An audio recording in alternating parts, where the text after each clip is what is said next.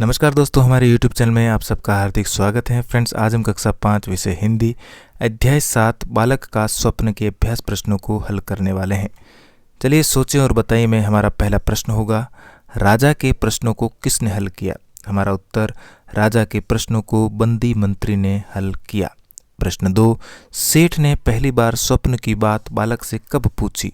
हमारा उत्तर है, स्वप्न देखने के अगले दिन पहली बार सेठ ने बालक से स्वप्न की बात पूछी। प्रश्न नंबर 3, राजा ने मंत्री से कितने प्रश्न पूछे? तो राजा ने मंत्री से 3 प्रश्न पूछे। प्रश्न 4, स्वप्न का बालक पर क्या असर हुआ? उत्तर में लिखेंगे, स्वप्न देखने के बाद बालक दृढ़ निश्चयी होकर अपने लक्ष्य को पाने के लिए मेहनत करने लगा। लिखे में हमारा पहला प्रश्न, सही उत्तर को क्रमाक्षर छांटकर कोष्ठक में लिखिए। प्रश्न है, सेठ ने उस लड़के से स्वप्न की बात पुनः पूछी पर वह टाल गया। उस दिन के बाद से ही बालक छिपकर पढ़ने लगा। तो यह हमारा उत्तर होगा ग। अगला प्रश्न है, जमींदार ने बालक को बुलाकर कहा। तो जमींदार ने बालक को बुलाकर स्वप्न की बात बताने को कहा। तो यहाँ पर भी हमारा उत्तर ग सही होगा। रिक्त स्थानों की पूर्ति करें।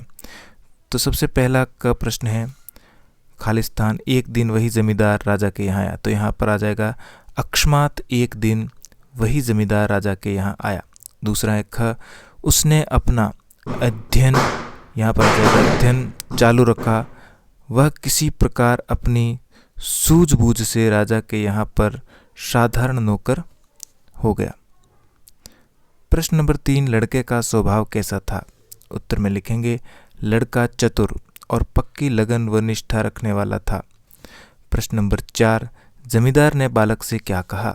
उत्तर में लिखेंगे, जमींदार ने बालक से कहा, लड़के, या तो तू मुझे अपने स्वप्न की बात बता दे, अन्यथा आज ही मैं तुझे अपने यहाँ से हटा दूंगा। फ्रेंड्स, आगे बढ़े इससे पहले आपसे रिक्वेस्ट रहेगी कि अगर आपने मेरे चैनल को सब्सक्राइब नहीं किया है तो चैनल को सब्सक्राइब करके बेल आइकन को प्रेस करें ताकि मेरे आने वाले सारे वीडियो आप तक आसानी से पहुंच सके। तो चलिए कंटिन्यू करते हैं प्रश्न नंबर 5 से। पड़ोसी राजा ने 2 घोड़ियों को क्यों भेजा? उत्तर में लिखेंगे, पड़ोसी राजा ने इस राजा और उसके मंत्रियों की चतुराई जानने के लिए 2 घोड़ियों को भेजा। प्रश्न 6, राजा ने मंत्री को क्या धमकी दी?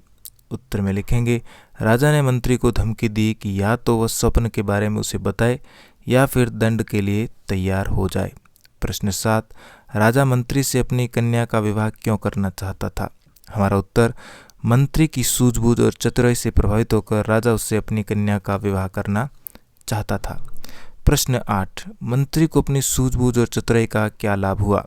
उत्तर में लिखेंगे, मंत्री की सूझबूझ और चतुराई से प्रभावित होकर पड़ोसी राजा ने अपनी कन्या का विवाह उससे कर दिया तथा अपना आधा राज्य भी उसे दे दिया। इस राजा से भी उसे बहुत सारी चल अचल संपत्ति प्राप्त हुई। प्रश्न नंबर 9, मंत्री राजा ने स्वप्न में क्या दृश्य देखा?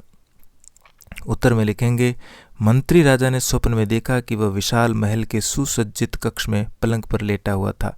उसकी पत्नी उसके पास बैठी थी। कई नौकर उसकी सेवा में लगे हुए थे। प्रश्न 10, लड़के ने स्वप्न की बात सबको कब बताई? उत्तर में लिखेंगे, लड़के ने राजा बनने के बाद सबको अपने स्वप्न की बात बताई, अर्थात सपना पूरा होने के बाद ही उसने यह बात बताई। भाषा की बात में प्रश्न है हमारा पहला, इस प्रकार के शब्द सोचें और लिखें, जैसे कि सूझबूझ। तो यहाँ पर हम उत्तर ढूंढ कर लिखेंगे, आसपास, सूझबूझ की तरह एक और शब्द बनता है आसपास, काम धाम, सुख दुख और तन मन। यह भी करें में हमारा पहला प्रश्न, कहानी को संवाद में बदलकर अपनी कक्षा में मंचन कीजिए। तो यहाँ पर छात्र शिक्षक की सहायता से इसको स्वयं करें। प्रश्न 2, यदि ऐसा सपना आपको आया होता तो आप किसी को बताते या नहीं? नहीं तो क्यों? हमारा उत्तर होगा, ऐसा सपना हम तब तक किसी को नहीं बताते जब तक वह वास्तविक रूप से घटित न हो जाए।